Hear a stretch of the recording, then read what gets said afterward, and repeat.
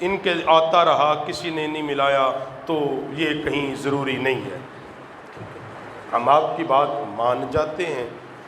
پہلی بات یاد رکھیں، ایک مسلمان کے لیے کسی بھی چیز کی دلیل کے لیے سب سے پہلے اللہ کا قرآن ہوتا ہے۔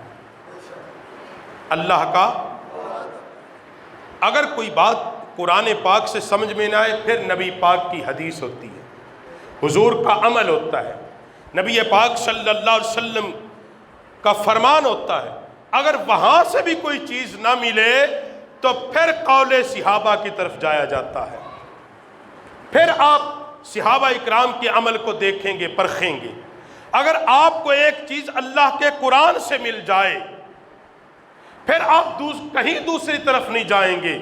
اب میلاد کا ثبوت تو رب کے قرآن سے بھی ملتا ہے، نبی کے فرمان سے بھی ملتا ہے۔ اب سرکار کی آمد کا ذکر سرکار کے دور میں کیسے ہوا؟ سرکار نے مکے سے مدینے ہجرت کی، شد و مد سے منبر پر بیان کیا جاتا ہے، سارے کرتے ہیں کہ سرکار نے جب مکے سے مدینے کی جانب ہجرت کی تو سرکار مقام قبا پر ٹھہرے، اور مدینے کے اندر باقاعدہ صحابہ، صحابیات اور صحابہ کے بچوں نے نبی کی آمد کی تیاری کی، اور کئی میل تک مدینے سے باہر نکل کر سرکار تشریف لا رہے ہیں، اور وہ دف بھی بجا رہے ہیں، اور وہ سرکار کی آمد کے ترانے پڑھ رہے ہیں، سرکار کی آمد کی خوشی کر رہے ہیں، اپنے مکانوں کی چھتوں پر چڑھ کر، پہاڑوں کی چوٹیوں پر چڑھ کر، اپنے گلی بازاروں میں کھڑے ہو کر، مدینے سے باہر نکل کر وہ بلند آواز سے طلع البدر علینا کے ترانے گا رہے ہیں، اور کہہ رہے ہیں کہ 14ویں کا چاند طلوع ہو گیا، روشنیوں کا ستارہ نکل گیا۔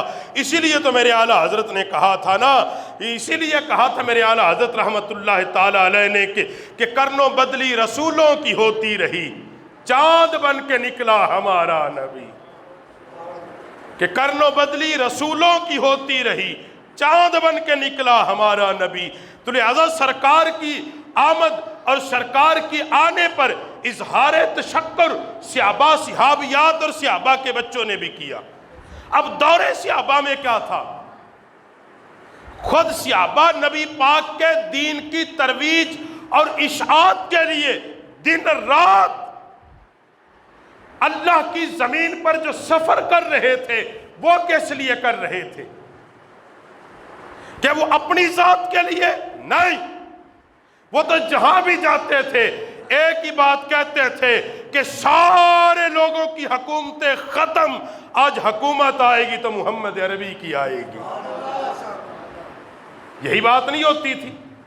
صحابہ جہاں جہاں گئے کسی نے اپنا پرچم تو نہیں لہرایا نا، نبی کے دین کا پرچم لہرایا، اور ان کا نبی کے دین کے لیے نکلنا، نبی کے دین کے پرچم کو بلند کرنا، نبی کے دین کی تبلیغ کو گھر گھر پہنچانا، نبی کی آمد کی خبر اور نبی کی آمد کے مقصد کو پوری روح زمین پر غالب کر دینا، یہی تو نبی کا صحابہ کا میلاد تھا۔